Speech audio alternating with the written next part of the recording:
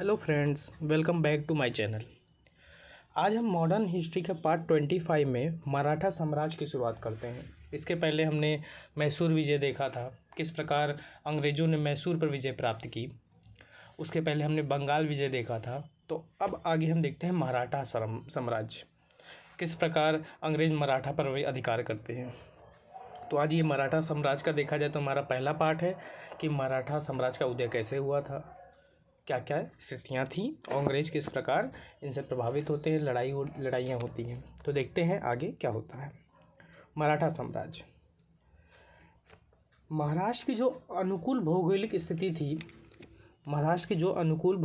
स्थिति थी, ने मराठों को उत्कर्ष, मतलब मराठों को पनपने का, उत्कर्ष होने का सर्वाधिक अनुकूल भूमिका उत्पन्न हुई। भौगोलिक स्थिति, आर्थिक सामाजिक स्थितियों का लाभ उठाते हुए शिवाजी एक सेकेंड छोटा कर लेते हैं। शिवाजी के नेतृत्व में स्वाधीन मराठा साम्राज्य का उदय हुआ। स्वाधीन मराठा साम्राज्य की स्थापना हुई, उदय हुआ। इसमें देखा जाए तो भारतीय इतिहास में मराठा साम्राज्य का उत्कर्ष का विशेष महत्व है। 17वीं सदी में मराठे जहां एक ओर दक्षिण में बीजापुर, गोलकुंडा आदि मुस्लिम राज्यों के लिए एक बड़ी समस्या बन रहे थे, वहीं दूसरी ओर मुगलों को मराठों से लगातार जूझना पड़ रहा था। इसका प्रतिकूल प्रभाव यह पड़ता है कि औरंगजेब की मृत्यु के बाद मुगल साम्राज्य के पतन की जब शुरुआत होती है तो उस टाइम मराठे उभर कर भारत में आते हैं, बड़ी शक्ति बनकर आते हैं। तो ऐसा कहा भी जाता है कि अंग्रेजों ने भारत की सत्ता मुगलों से नहीं मराठों से प्राप्त की। मराठों से प्राप्त की। ये तो था मराठा साम्राज्य का किस प्रकार उदय हुआ, धीरे धीरे उदय हो रहा था। अब हम देखते हैं कि शिवाजी के नेतृत्व में किस प्रकार मराठा साम्राज्य पनपता है। तो स्वतंत्र मराठा राज्य के संस्थापक शिवाजी को माना जाता है। मराठा राज्य के संस्थापक को शिवाजी को मानता है। इनका जन्म 20 अप्रैल 1627 ईस्वी में जुन्नर के निकट सिवनेर पहाड़ी के दुर्ग में हुआ था। इनके पिताजी का नाम शाहजी भोसले था, जो एक सिसोदिया राजपूत वंश से संबंधित थे। शाहजी भोसले ने अपना राजनीतिक जीवन दक्षिण राज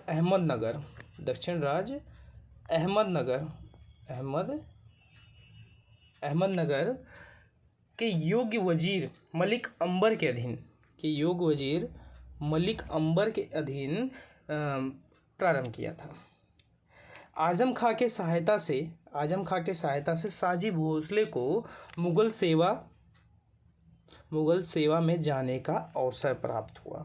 देख रहे कहानी किस प्रकार बन रही है कि आजम खां की सहायता से अब शाहजी भोसले जो थे, शिवाजी के पिताजी, उनको मुगल सेना में जाने का अवसर प्राप्त हुआ।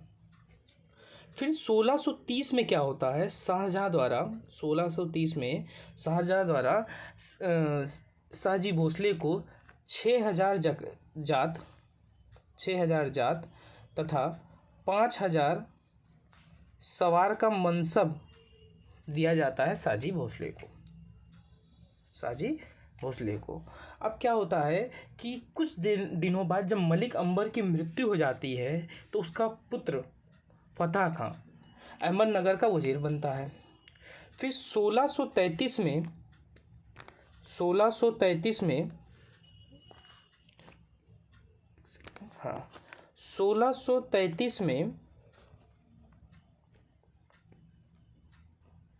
थोड़ा मोटा कर लेते हैं। 1633 में जब शाहजहां ने अहमदनगर पर अधिकार कर लिया तो और फतेह खां को अपने कंट्रोल में ले लिया, मुगल सेवा के अंदर शामिल कर लिया। और मलिक अंबर की जो जागीर थी उसका एक भाग, उसका जागीर का 2 भाग किया। एक भाग साजी भोसले को, एक भाग फतेह खां को प्रदान किया। अब इसमें शाहजी चाहते थे कि जो मलिक अंबर की जागीर है उनको पूरा शाहजी भोसले को मिले, लेकिन शाहजहाँ ने 2 भाग में बांट दिया। तो इससे शाहजी भोसले बहुत नाराज़ होते हैं और मुगलों के खिलाफ युद्ध करने की विद्रोह कर देते हैं। और विद्रोह करने के बाद जब ये विद्रोह असफल हो जाता है तो शाहजी भोसले दक्षिण राज्य बीजापुर चले जाते हैं। अब क्या होता है आगे, नेक्स्ट स्लाइड। शिवाजी, ये तो था उनके पिताजी की कहानी कि किस प्रकार वो मुग़ल सेवा में शामिल हुए और जब उनको मलिक अंबर की जागीर में हिस्सेदारी मिली, वो जो कि वो पूरा चाहते थे, जब नहीं मिली तो विद्रोह करके बीजापुर चले जाते हैं, जब विद्रोह असफल हो जाता है। अब शिवाजी के जो संरक्षण में, मतलब शिवाजी किसके संरक्षण में रहते थे? दादाजी कोंडदेव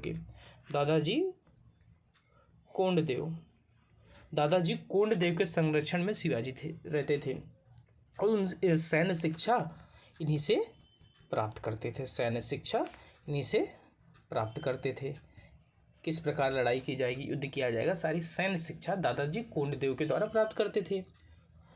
और एक बात ये भी बता दें, जो जीजाबाई के गुरु रामदास की शिक्षाओं व विचारों का प्रभाव शिवाजी पर काफ़ी दिखता है। जो रामदास थे ये जीजाबाई के गुरु थे, तो इनके शिक्षाओं विचारों, ये भी शिवाजी के गुरु हुए, तो इनके शिक्षाओं और विचारों का प्रभाव शिवाजी पर बहुत था। शिवाजी पहले नहीं चाहते थे कि वो मराठा साम्राज्य का मतलब उत्थान करें, मतलब उनके देश हित के बारे में ऐसा कुछ उनके विचार नहीं था, एक आम नागरिक के तरह थे। लेकिन जब वो रामदास के शरण में जाते हैं तो उनकी शिक्षाओं और विचारों का प्रभाव शिवाजी पर पड़ता है और उनके मन में राष्ट्रीय भावना का प्रसार होता है। अपने देश को मुस्लिम राष्ट्रों के उत्पीड़न से बचाने का एक मन में अब हम देखते हैं कि शिवाजी की राजनीतिक उपलब्धियां क्या थीं, किस प्रकार शिवाजी ने राजनीति में उपलब्धियां हासिल की। तो सबसे पहले 1646 में तोरण विजय शिवाजी ने की। यहीं से उनके राजनीतिक जीवन का प्रारंभ हो जाता है 1646 के। लेकिन एक बात अब आपको बता दें कि जो दादाजी कोंडदेव थे और शिवाजी के जो रामदास ने विचार शिवाजी के मन में भरा था, उस विचारों से वो काफ़ी निराश थे। इस वजह से शिवाजी उनके कंट्रोल में थे, अंकुश लगा हुआ था उन पर, कहीं भी युद्ध करना, कुछ भी अंकुश लगा हुआ था। तो लेकिन जब दादाजी कोंडदेव की मृत्यु हो जाती है तो वो स्वतंत्र रूप से उन पर से अंकुश हट जाता है। तो 1647 में, अब देखो लगातार वो विजय हासिल करेंगे क्योंकि अब अंकुश हट चुका है उन पर। 1647 में वो कोंडाना तथा चाकन की विजय करते हैं। फिर 1648 में वो पुरंदर का किला जीतते हैं। फिर 1656 में वो जावली की विजय करते हैं और जावली की विजय को ही उनकी राजनीतिक दृष्टि से एक महत्वपूर्ण विजय मानी जाती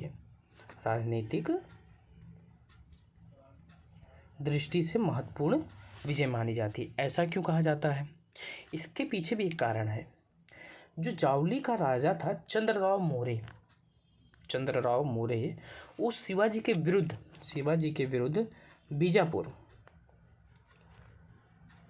बीजापुर से मिला हुआ था कि शिवाजी का जो राज्य विस्तार हो रहा है वो बीजापुर तक ना पहुँचे और इसलिए राज्य विस्तार को रोकने के लिए वो चंद्रराव मोरे बीजापुर से मिला हुआ था। जब ये बात शिवाजी को पता चलती है, वो क्या करते हैं, बीजापुर जाकर चंद्रराव मोरे की हत्या कर देते हैं और जावली के किले पर अधिकार कर लेते हैं। इसलिए कहा जाता है कि मतलब राजनीतिक दृष्टि से शिवाजी की राजनीतिक दृष्टि से जावली की विजय महत्वपूर्ण है। फिर क्या होता है, 1657 में कोंकण की विजय करते हैं। ये तो इनकी विजय का हुआ। अब आगे क्या होता है, जब इतने विजय कर रहे हैं तो मुगल सेना में भी तनाव उत्पन्न होगा। तो 1659 में आदिल शाह जो बीजापुर का सुल्तान रहता है, अफजल खां को नियुक्त करता है कि तुम शिवाजी को मार डालो या तो गिरफ्तार कर लो, लेकिन इसको ख़त्म करो, क्योंकि जिस हिसाब से वो मराठा साम्राज्य का विस्तार कर रहा है, अगर ऐसा ही होता रहा तो मुग़ल एक दिन ख़त्म हो जाएंगे। तो आदिल शाह अफजल खां को नियुक्त करता है। अफजल क्या करता है, एक मराठा था कृष्णजी भास्कर, उसको नियुक्त करता है, अपना दूत बनाकर शिवाजी के पास भेजता है कि तुम जाओ शिवाजी को चेतावनी दे दो कि या तो आके आत्मसमर्पण कर दें या तो हमारे समाज में मिल जाएं, नहीं तो अन्यथा उनकी दशा बेकार हो जाएगी, मतलब उनको मार दिया जाएगा। अब जब कृष्ण जी भास्कर पहुंच जाते हैं ऐसा बोलने के, तो शिवाजी समझ जाता है कि इसकी मंशा क्या है अफजल खां की, तो अपना दूत बनाकर गोपीनाथ को भेजते हैं। अफजल खां ठीक है आओ हम लोग मिल जाते हैं। और फिर जब गोपीनाथ उनके पास जाता है ये सूचना लेकर, तो अफजल खां भी तैयार हो जाता है, खुश हो जाता है, अरे शिवाजी इतना जल्दी मान गए। तो प्रतापगढ़ के पारा नामक स्थान पर दोनों मिलने आते हैं, शिवाजी अफजल खां। अब मिलने आएंगे तो सेना लेकर तो आएंगे नहीं, ये इन लोगों के बीच में बात हुई थी। तो अपने अपने दो अंगरक्षकों के साथ शिवाजी और अफजल खां आते हैं। शिवाजी शंभूजी और जीव महल के साथ आते हैं, और अफजल खां एक सैयद बांदा था जो महान तलवारबाज था उस समय का, उसको लेकर आते अपने साथ। शिवाजी उसकी चालाकी को समझ रहे थे। शिवाजी मौका देखकर अपने बदनखे से मतलब कटार से अफजल खां की मृत्यु कर देते हैं। जब अफजल खां की मृत्यु कर देते हैं तो शिवाजी पहले से अपनी सेना जो थी वो प्रतापगढ़ के जंगलों में छिपा के रखते हैं। वो मौका पाती है, बीजापुर के जो सैनिक रहते हैं जाके मार वार के ख़त्म करके बीजापुर को पराजित कर देती है। ये तो कहानी थी किस प्रकार मराठा साम्राज्य का उदय हुआ और शिवाजी के नेतृत्व में एक स्वाधीन मराठा साम्राज्य का विकास हुआ, और शिवाजी ने किस प्रकार जीत हासिल की, कहाँ कैसे किस प्रकार, ये बेसिक अब मराठा साम्राज्य का। धीरे धीरे आप ऐसे देखेंगे कहानी किस प्रकार बढ़ेगी और मराठा साम्राज्य में किस प्रकार क्या क्या रणनीतियाँ अपनाई जाती हैं, लड़ाइयाँ होती हैं, किसके साथ संघर्ष होता है। अब अगले पार्ट में ये मराठा साम्राज्य का बेसिक था।